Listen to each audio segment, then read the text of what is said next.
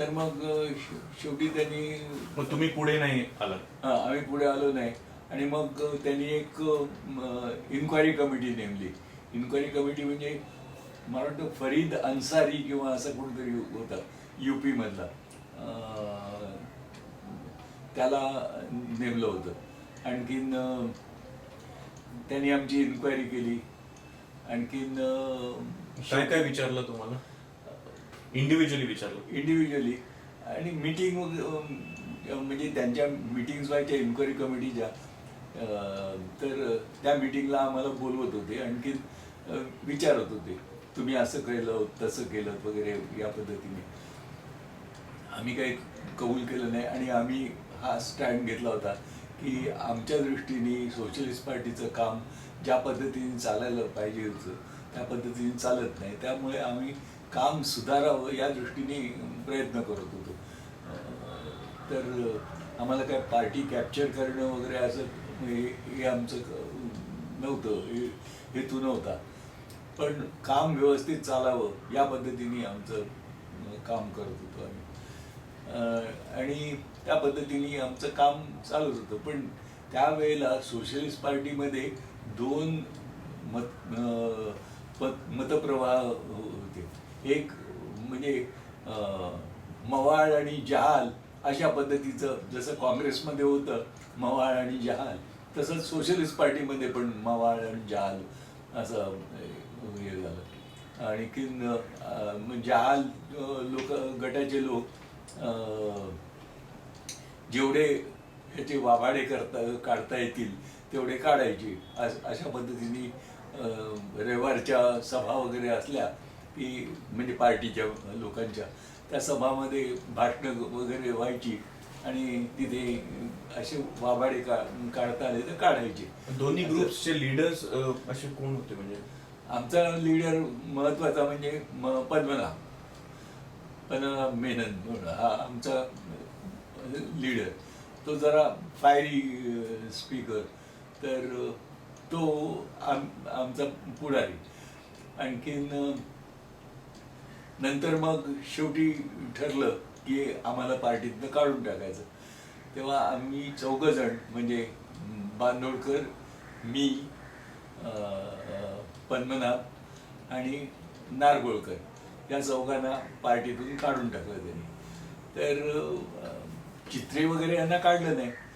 तर आम्ही म्हटलं, अरे तुला कसं काढलं नाही त्याचं? तर तो म्हणाला, अरे वसंता, तुला काय सांगू, रोहित दवेनी मला ऐन वेळेला सांगितलं की हे बघ, हे सगळं कम्युनिस्टांचं कारस्थान आहे. आणि त्यांनी मला सगळं दाखवलं की हे सगळं कम्युनिस्ट हे करतायत वगैरे. आणि म्हणजे कम्युनिस्टांना विरोध म्हणून चित्रे वगैरे काही लोक होते जे त्यांनी आमच्याबरोबर यायचं नाकारलं. पुढे कम्युनिस्ट झाले. पण त्यावेळेला तरी रोहित दवेनी आम्हाला ही कागदपत्र वगैरे सगळी दाखवली आणि आमची खात्री पटली की हे सगळं कम्युनिस्टांचं कारस्थान आहे.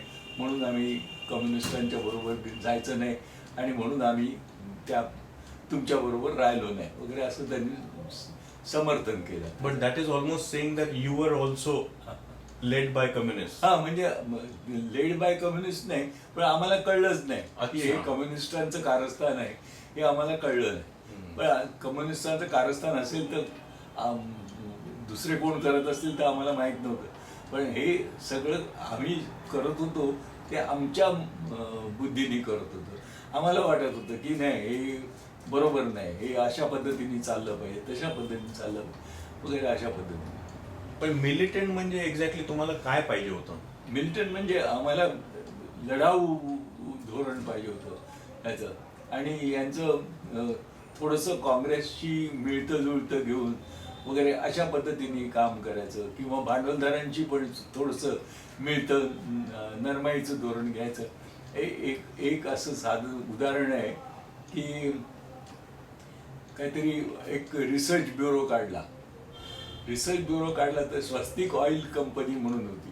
तर त्या स्वस्तिक ऑइल कंपनीच्या मॅनेजमेंट रिसर्च ब्युरोला देणगी दिली. आणि देणगीचा चेक 4 चौघांना कळेल अशा पद्धतीने त्यांनी तो दिला. आणि ते आम्हाला कळलं की यांनी स्वस्तिक ऑइल मिलच्या मॅनेजमेंटने दिलेला चेक घेतलेला म्हणून. तर आम्ही त्याला विरोध केला की हे बरोबर नाही वगैरे म्हणून. म्हणजे कशासाठी दिला आहे काय वगैरे असा विचार एवढा खोलवर विचार केला नाही आम्ही. आम्ही विचार एवढाच केला की भांडवलदारांची देणगी घेतली, आणखी भांडवलदारांची देणगी घेणं बरोबर नाही या पद्धतीने हे केलं. तर तो म्हणजे सोशलिस्ट पार्टीमधनं निघाल्याची ही